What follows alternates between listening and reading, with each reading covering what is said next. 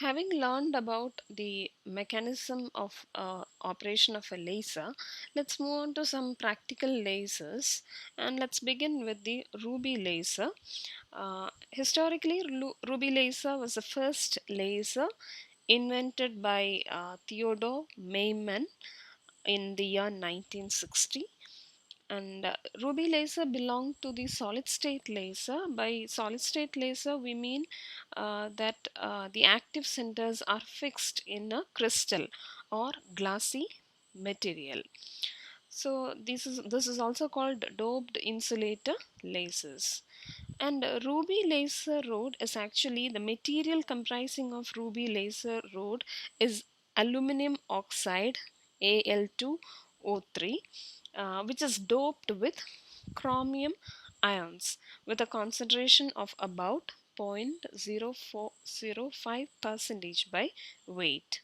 So here the active centers are the chromium ions, or it is the Cr 3 plus ions, which have a set of three energy levels that's suitable for realizing lasing action.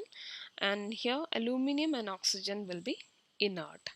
So this is about the introduction to ruby laser. Now let's see the construction of a ruby laser and then the working of the ruby laser. Let's examine the construction of the ruby laser. Here, ruby laser consists of a cylindrical crystal of ruby, which is approximately 4 centimeter in length and zero point 0.5 centimeter diameter.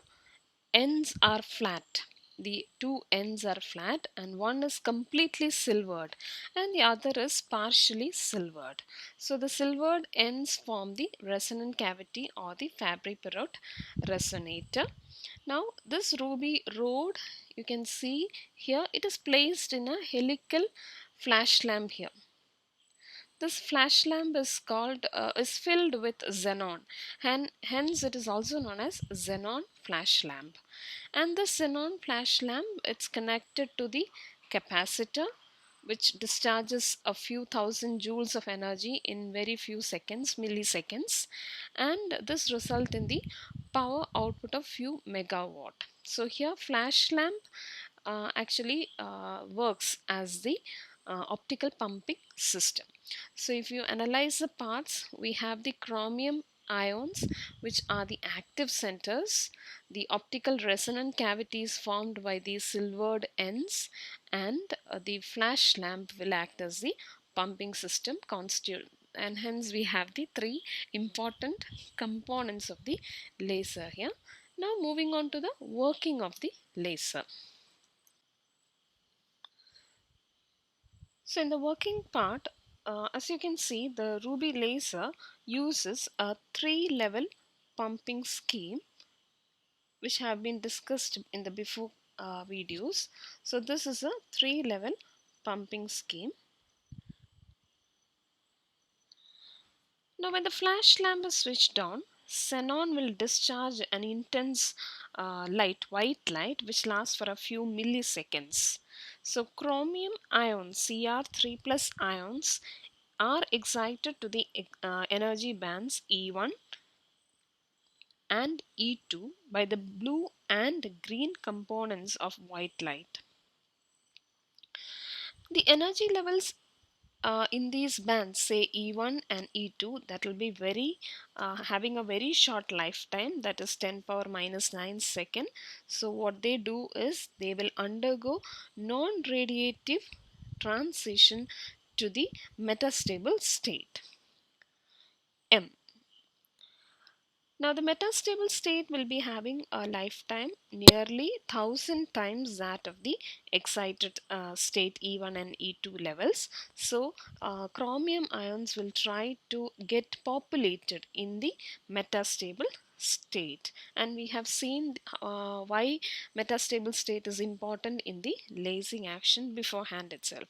So here chromium ions start to accumulate in the metastable or the M level, and when more than half of the chromium ion population accumulates, the population inversion is achieved between the metastable state and the ground state. So here population inversion is between metastable and the ground state. So now a chance photon emitted spontaneously by a chromium ion will initiate a series of stimulated emissions by chromium ions to the ground state, and that result in a laser emission which is having a wavelength 6943 angstrom, and this will be repeatedly reflected by the end mirrors of the cavity, and light amplification will take place, and finally we get a strong intense beam of red light that emerges out of the front end mirror.